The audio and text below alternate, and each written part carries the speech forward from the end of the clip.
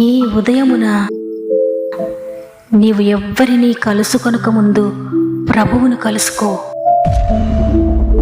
నీవు ఎవ్వరినీ చూడకముందు ప్రభువును చూడు. నీవు ఎవ్వరితో మాట్లాడకముందు ప్రభువుతో మాట్లాడు. నీవు దేనిని వెదకకముందు ఆయన రాజ్యమును నీతిని వెదకు.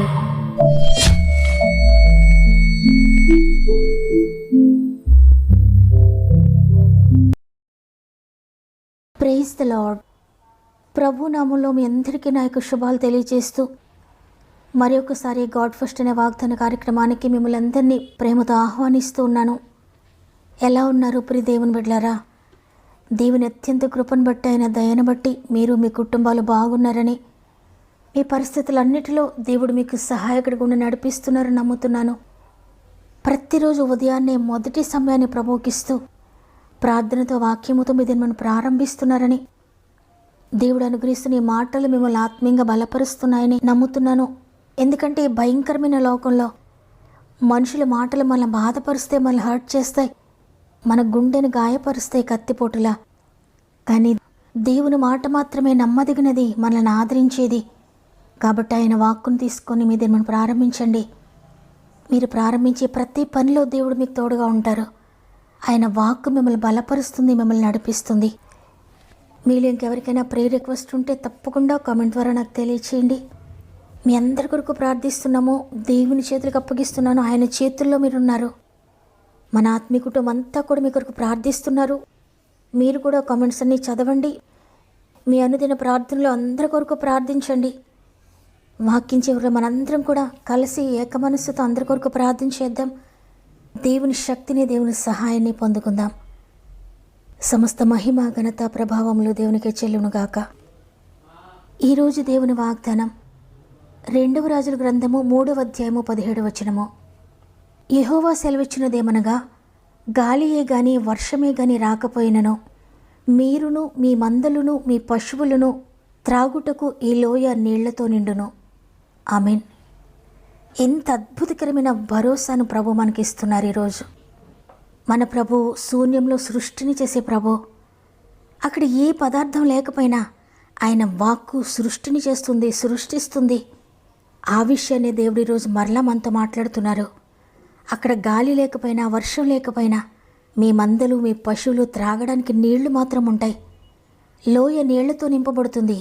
ఎలా నింపబడుతుందంటే అది మన శక్తి, మన బలము కాదు, కానీ దేవుని ద్వారా జరుగుతుంది ఆ కార్యం. అందుకే లేఖనం సెలవిస్తుంది, శక్తి చేతనైనను బలము చేతనైనను కాదు, కానీ నా ఆత్మ ద్వారా కార్యం జరుగుతుందని. మీ జీవితంలో మీ పరిస్థితులను చూసినప్పుడు మీకు అనిపిస్తుందేమో, ఇవి ఉంటేనే కదా ఇలా జరుగుతుంది, ధనం ఉంటే కదా అప్పులు తీర్చుకుంటాను, ఏదైనా సోర్స్ ఉంటే కదా ఈ లోటు తీర్చబడుతుంది, నా బిడ్డలకు మంచి భవిష్యత్తుని ఇవ్వాలంటే ఉద్యోగం కానీ, వ్యాపారం కానీ, ఏదైనా ఆధారం ఉండాలి కదా, ఆరోగ్యం రావాలంటే డాక్టర్ దగ్గరికి వెళ్ళాలి కదా, మందులు వాడాలి కదా, ఏదైనా పెద్ద హాస్పిటల్కి వెళ్తే నా అనారోగ్యం విడుదల పొందుకుంటానేమో, నేను బాగా చదువుకొని ఉంటే నేను చక్కటి ఉద్యోగం సంపాదించుకుందేమో, నా భవిష్యత్తు బాగుండునేమో, నేను బాగా చదువుకొని ఉంటే, నాకు అందం ఉంటే, లేక నాకు ఉద్యోగం ఉంటే, నాకు ఏదైనా ఉంటే నాకు చక్కటి వివాహం జరుగునేమో, నాకు ధనం ఉంటే ఇవన్నీ కూడా చేయగలుగుతునేమో, నా కుటుంబ పరిస్థితులు బాగుంటే నేను పరిశుద్ధంగా నిలబడుదునేమో, నా తండ్రి పరిస్థితి బాగుంటే, నా తల్లి పరిస్థితి బాగుంటే నా పరిస్థితి కూడా బాగుండునేమో, నన్ను పరిశుద్ధతలో నడిపించలేదు కాబట్టి నేను పాపంలో పడిపోయాను, నాకు మంచి మార్గం చూపించలేదు కాబట్టి నా జీవితం ఇట్లానే అయిపోయింది, ఒక మంచి హాస్పిటల్కి వెళ్ళి మంచి మందులు వాడితే నాకు గర్భఫలం వచ్చినేమో, నాకు ధనం ఉంటే చక్కటి వివాహం జరుగునేమో, నాకు ఆరోగ్యం ఉంటే ఇవన్నీ నేను చేయగలుగుతునేమో, నా కుటుంబం అంతా భక్తులుగా ఉంటే నేను కూడా భక్తిలో కొనసాగుదునేమో, దేవునిలో కొనసాగడానికి, ప్రార్థన చేయడానికి నాకు దేనికి కూడా అవకాశం లేదు, అందుకే నేను భక్తి చేయలేకపోతున్నాను, అందుకే దేవునికి దూరంగా ఉంటున్నాను, ఇవన్నీ ఉంటే నేను చేద్దునేమో, ఇవన్నీ ఉంటే నా జీవితం బాగుండునేమో అని అనుకుంటున్నావేమో. కానీ ఇవేమి కూడా చేయలేని కార్యాలు దేవుడు చేయగలడు నీ జీవితంలో. ఇవన్నీ ఉన్నవారు చేయలేని కార్యాలు ఏమీ లేని నీతో దేవుడు చేయించగలడు. చూడండి, నయోమి రూతును ఒకసారి మనం జ్ఞాపకం చేసుకుంటే, నయోమి రూతులు కూడా భర్తలు పోగొట్టుకున్నారు, వారికి బిడ్డలు లేరు, ఏమీ లేరు, మోడులా మిగిలిపోయారు. వట్టి చేతులతో మోయాబు దేశం నుండి బెత్లెహేమునకు వచ్చారు. అక్కడ ఏం చేయాలో కూడా తోచని పరిస్థితిలో వారు ఉన్నారు. అటువంటి స్థితిలో ఉన్న రూతు దేవునిపై ఆధారపడింది. నాకేమీ లేకపోవచ్చు, నేను ఒంటరిగానే ఉండుండొచ్చు, నా జీవితం ఇక ముందు బాగుంటుందనే హోప్ కూడా నాకు లేదు, ఈ విధంగా చేస్తే నా బ్రతుకు బాగుపడుతుంది అనే హోప్ కూడా నాకు లేదు. అయినప్పటికీ పర్వాలేదు, నేను దేవుని కలిగి ఉన్నాను, దేవునితో ఉన్నాను, నేను ఆయన ఉంటే నాకు చాలన్నట్లుగా రూతు అన్ని దిక్కులా ఓడిపోయి, అన్ని స్థితిగతుల్లో ఓడిపోయి కేవలము దేవుని వైపు మాత్రమే చూస్తూ ముందుకు వెళ్ళింది. దేవుడు ఎంత అద్భుతంగా నయోమి జీవితాన్ని, రూతు జీవితాన్ని మార్చివేశాడంటే మారాగా ఉన్న వారి జీవితాన్ని మధురంగా మార్చివేశాడు. ఎందుకు పనికిరాని వారి జీవితాలను అనేక మందికి ఆశీర్వాదకరంగా మార్చివేశాడు. రూతు కూడా అదే విధంగా అనుకుని ఉండొచ్చు. వట్టి చేతులతో ఒంటరిగా వచ్చామో, ఇక్కడ తినడానికి ఆహారం లేదు, తలదాచుకోవడానికి కూడా ఏమీ లేదు, అయినప్పటికీ నేను భయపడిన, ఎందుకంటే నా ప్రభు నాకు తోడుగా ఉన్నారు. ఆయన ఎలా నడిపిస్తే అలా, ఆయన ఎక్కడికి నడిపిస్తే అక్కడికి, ఆయన ఎట్లా చేస్తే అట్లనే నా జీవితం అని అంతగా ప్రభుపై డిపెండ్ అయిపోయింది రూతు. తన త్యాగాన్ని, తన నమ్మకత్వాన్ని, తన పరిశుద్ధతను, నీతిని చూచిన ప్రభు రూతును హెచ్చించడం ప్రారంభించాడు. ఏ పొలంలో అయితే పరిగి ఏరుకుందో, ఏ పొలంలో అయితే పని చేసిందో ఆ పొలానికి అధికారిగా మార్చివేశాడు దేవుడు. ఏమీ లేని స్థితిలో నుండి అనేక మందికి ఆశీర్వాదకరంగా ఆ ఊరిలోనే గొప్ప స్థితిలో దేవుడు పెట్టాడు. ఎందుకంటే యవ్వనస్త్రాలుగా ఉండి తన జీవితాన్ని కాపాడుకుంది పరిశుద్ధంగా, ప్రభు కొరకు నమ్మకంగా ఉంది. భర్త చనిపోయాడు, ఇక ఏ ఆధారం లేదు, ఒంటరిగా ఉంది, అయినప్పటికీ కూడా నా ప్రభు నన్ను చూస్తున్నాడు, ఈ లోకంలో మనుషులెవ్వరూ నన్ను చూడకపోయినా నా ప్రభు నన్ను చూస్తున్నాడు, ఆయన కొరకు నేను నమ్మకంగా ఉంటాను అని దేవుని కొరకు నమ్మకంగా ముందుకు సాగింది. అవును, ఆయన కొరకు ఎవరైతే నమ్మకంగా ఉంటారో వారిని నమ్మకంగా పోషిస్తాడు ఆయన. ఆర్థిక పరిస్థితుల్లోనూ, అనారోగ్య పరిస్థితుల్లోనూ, ప్రతి పరిస్థితిలో కూడా ఆయన నమ్మకంగా నడిపిస్తాడు. ఏ స్థితిలో కూడా చేయి విడిచిపెట్టాడు ఆయన. వర్షం రాకపోయినా, గాలి రాకపోయినా, ఏ విధంగా లోయ నీళ్లతో నిండుతుందో, వారి పశువులు, వారి మందలు ఏ విధంగా సమృద్ధితో ఉంటాయో అదేవిధంగా ఆయనపై ఆధారపడిన వారిని కూడా నడిపిస్తాడు. ఏ సోర్స్ లేకపోయినా, ఎక్కడి నుండి వచ్చేది లేకపోయినా, ఎక్కడి నుండి సహాయం లేకపోయినా ఆయన పైనుండి సహాయాన్ని అందిస్తాడు. వారి కొరకైనా తన దూతలను పంపిస్తాడు. కాబట్టి ఈరోజు ఈ మాటలు వింటున్న ప్రియ సహోదరి, ప్రియ సహోదరుడా, నీ జీవితం కూడా మారాగా ఉందా?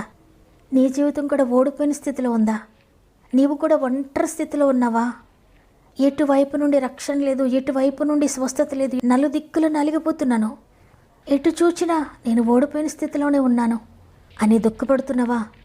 దేవుడు ఈరోజు వాగ్దానం చేస్తున్నారు, ఏమీ లేకపోయినా భయపడొద్దు, నిన్ను సమృద్ధితో నింపుతున్నాను, నీ చేదైన జీవితాన్ని మధురంగా మారుస్తున్నాను అంటున్నాడు దేవుడు. హబక్కుకు భక్తుడు అంటున్నాడు కదా, అంజురుపు చెట్లు పోయకుండినను, ద్రాక్ష చెట్లు ఫలింపకపోయినను, ఒలివ చెట్లు కాపులేకి ఉండినను, చేనిలోని పైరు పంటకు రాకపోయినను, గొర్రెలు దుడ్డులో లేకపోయినను, సాలలో పశువులు లేకపోయినను, నేను యెహోవా యందు ఆనందించేదను, నా రక్షణ కత్తిన నా దేవునిందు నేను సంతోషించేదను అని. అవును, నీ జీవితంలో నువ్వు అన్నీ కోల్పోయిన స్థితిలో ఉన్నా, నీ శక్తి చేత, నీ బలము చేత ఓడిపోతున్నా భయపడొద్దు. ఏ కాపు లేకపోయినా, ఏమీ పండకపోయినా, గొర్రెల దొడ్డులో లేకపోయినా, పశువులు లేకపోయినా, పాడి పంటలు లేకపోయినా భయపడొద్దు, దేవునిందు ఆనందించు. ఎందుకంటే ఆయన శక్తి నీవు కోల్పోయినవన్నీ తిరిగి రెస్టోర్ చేస్తుంది. శక్తి చేత, బలము చేత కాదు, నా ఆత్మచేతనే దీన్ని చేస్తానని సెలవిచ్చిన ప్రభు తన శక్తి చేత నీ జీవితంలో మారలా ఉన్న నీ జీవితాన్ని మధురంగా మార్చబోతున్నాడు. ఆ ఆత్మ జీవింపచేసే ఆత్మ, అది నిన్ను మరణింపచేయడానికి కాదు, నిన్ను ఓడిపోచేయడానికి కాదు, కానీ నిన్ను బ్రతికించడానికి, నిన్ను జీవింపచేయడానికి. అందువల్ల ఆ ఆత్మ మరణకరమైన పరిస్థితుల్లో నీవున్నా, వ్యాధిలో ఉన్నా, బాధలో ఉన్నా నిన్ను మరణింపచేయదు, నిన్ను నశింపచేయదు. ఆ ఆత్మ నిన్ను జీవింపచేస్తుంది, అది జీవింపచేసే ఆత్మ. ఆర్థికంగా ఓడిపోతున్నాను, ఆర్థికంగా ఫెయిల్ అయిపోతున్నాను, నా జీవితం అంతా కూడా ఓటమే చూస్తున్నాను అనుకుంటున్నారా? భయపడదు, జీవింపచేసే ఆత్మ నిన్ను జీవింపచేస్తుంది. అన్నిటిలో ఓడిపోతున్నాను అనుకుంటున్నారు కదా, మీరెంత మాత్రం ఓడిపోరు. ఎందుకంటే మిమ్మల్ని ఓడిపోయేటట్లు చేసే ఆత్మ మీలో లేదు, శక్తి కలిగిన జీవింపచేసే దేవుని ఆత్మ మీలో ఉంది. మీరు విరిగిపోయిన పరిస్థితిలోనే ఉండాల్సిన అవసరం లేదు, ఎందుకంటే మిమ్మల్ని విరిగిపోనివది ఆత్మ, జీవింపచేస్తుంది. జీవింపచేసే ఆత్మ మీరు కలిగి ఉన్నారు. మీ శరీరం ఒకవేళ ఎంత మృతతుల్యమైపోయినా, మీ గర్భము మృతతుల్యమైపోయినా, జీవింపచేసే ఆత్మ తిరిగి జీవింపచేస్తుంది మీ గర్భాన్ని. అద్భుతకరమైన కార్యాలు మీరు చూడబోతున్నారు. మీ బిడ్డల జీవితంలో, మీ భర్త జీవితంలో, భార్య జీవితంలో, మీ కుటుంబ జీవితంలో, మానసికంగా, శారీరకంగా, ఆత్మీయంగా దేని విషయంలో ఎక్కడ మీరు ఓడిపోతున్నారో అన్ని విషయాల్లో కూడా తిరిగి జీవింపచేస్తుంది. అది మీ శక్తి కాదు, దేవుని జీవింపచేసే శక్తి. జీవింపచేసే దేవుని ఆత్మ తిరిగి మృతమైపోయిన మీ ప్రతి పరిస్థితిని జీవింపచేయబోతుంది. విశ్వసించండి ఈ మాటలు. మీ నోటితో పలకండి. తండ్రి, అవునయ్యా, నేను మృతతుల్యం అయిపోయాను అనుకుంటున్నాను. నా శరీరం మృతతుల్యం అయిపోయింది. నా ఆర్థిక పరిస్థితులు మృతతుల్యం అయిపోయాయి. నా కుటుంబ పరిస్థితులు మృతతుల్యం అయిపోయాయి. నిజమే. అయితే జీవింపచేసే ఆత్మ నాలోనికి రండి, నా కుటుంబంలోనికి రండి, నా బిడ్డల్లోనికి రండి, నా భర్తలోనికి రండి, నా భార్యలోనికి రండి, మమ్మల్ని జీవింపచేయండి అయ్యా అని ఈరోజు దేవునికి మొరపెట్టుకుందాం. ఆ ఆత్మ మీలోనికి వచ్చినప్పుడు మీ జీవితంలో ఏమున్నా ఏమీ లేకపోయినా ఆత్మ నూతన కార్యాలు జరిగిస్తుంది. మృతతుల్యమైపోయిన మీ జీవితంలో జీవింపచేయబోతుంది. పనికిరాని మీ జీవితంలో పనికొచ్చే విధంగా చేయబోతుంది. నమ్మిన వారందరూ ఒక్క నిమిషంతో మోకరిస్తారా? ప్రార్థన చేద్దాం. తండ్రి, నీకు వందనాలు. నీ కృపను బట్టి మరొక దినాన్ని మాకు అనుగ్రహించి ఈరోజు కూడా నేనున్నాను, భయపడొద్దు, నేను మిమ్మల్ని జీవింపచేస్తాను, నా శక్తిని మీకు ఇస్తాను. మీరు శక్తి లేకుండా ఉన్నా, ఓడిపోయిన స్థితిలో ఉన్నా, బలహీన స్థితిలో ఉన్నా తిరిగి మిమ్మల్ని జీవింపచేస్తారని మాట్లాడారు తండ్రి. గాలి రాకపోయినా, వర్షం రాకపోయినా మీరు, మీ మందలు, మీ పశువులు త్రాగటానికి లోయ నిండా నీటిని నేను ఇవ్వబోతున్నాను సెలవిచ్చారు. పరిశుద్ధాత్ముడు, ఎంతమంది అయితే లోటులో ఉన్నారో, ఎంతమంది వేదనలో ఉన్నారో, ఎంతమంది మృతతుల్యమైపోయిన పరిస్థితిలో ఉన్నారో, ఎంతమంది విరిగిపోయిన పరిస్థితిలో ఉన్నారో, ఎంతమంది కృంగిపోయిన స్థితిలో ఉన్నారో, ఎంతమంది బలహీనులుగా ఉన్నారో, ఎంతమంది మంచంపై ఉన్నారో, ఎంతమంది నేను ఇక చెయ్యలేను అనుకుంటున్నారో, ఎంతమందికి నా జీవితం అయిపోయింది అనుకుంటున్నారో, ఎంతమంది డిప్రెషన్లో ఉన్నారో, ఎంతమంది డిసప్పాయింట్మెంట్లో ఉన్నారో, ప్రతి ఒక్కరిని పరిశుద్ధాత్ముడు మీరు ముట్టండి నాయన. జీవింపచేసే ఆత్మ ప్రతి ఒక్కరిని కమ్ముకోండి. ప్రతి ఒక్కరిని జీవముతో నింపండి. ప్రతి ఒక్కరిని నీ శక్తితో నింపండి అయ్యా. వారి శరీరంలో ఏదైతే మృతతుల్యం అయిపోయిందో, ఏ అవయవం అయితే మృతతుల్యం అయిపోయింది అనుకుంటున్నారో, ఏ మానసిక పరిస్థితి మృతతుల్యం అయిపోయింది అనుకుంటున్నారో, వారి శరీరం పాపం ద్వారా మృతతుల్యం అయిపోయిందేమో, వ్యసనాల ద్వారా మృతతుల్యం అయిపోయిందేమో, ఎక్కడ మృత పరిస్థితులున్నా జీవింపచేసే ఆత్మ కమ్ముకోండి. జీవింపచేసే ఆత్మ తాకండి. జీవింపచేసే ఆత్మ ప్రతి శరీరంలో మీరు నివసించండి. వారి శరీరాలను తిరిగి జీవింపచేయండి. వారి పరిస్థితులను తిరిగి జీవింపచేయండి అయ్యా. దేవా, ప్రతి ఒక్కరిని కూడా మీరు ముట్టారని, ప్రతి ఒక్కరిని జీవింపచేస్తున్నారు నమ్ముతున్నాను.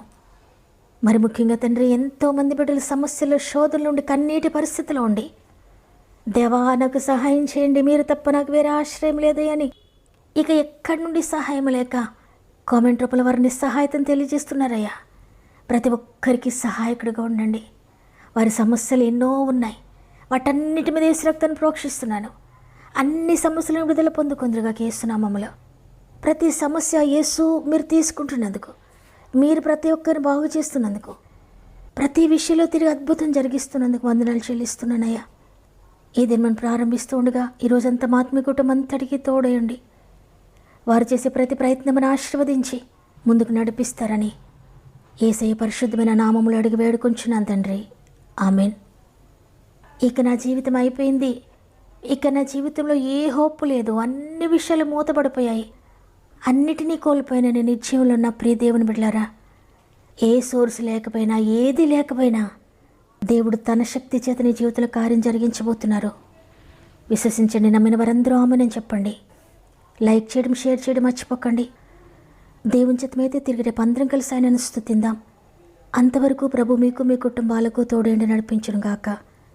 God bless you.